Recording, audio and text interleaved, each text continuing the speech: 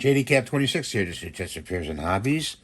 And we've got a blood pressure cuff here that we use on a regular basis.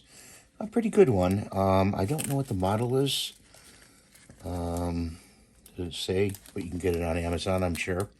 I'll try to look for it and put it in the comments below. Anyway, if you receive an error message on here, that means you have to take the blood pressure over. Or it could mean your batteries aren't good. So what you want to do is you want to go to this side right here, and there's an arrow, and you push this over like this and pull the batteries out. Okay, like this. You want to have a battery tester like this. It's a really good one because it does 9-volt. It does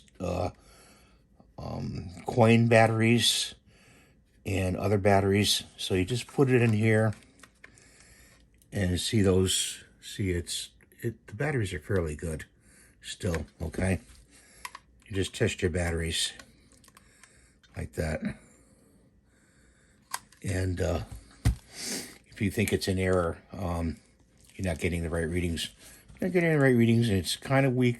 Change your batteries. I would definitely change your batteries. So that's what I want to show you today. Make sure you put the batteries in the right way.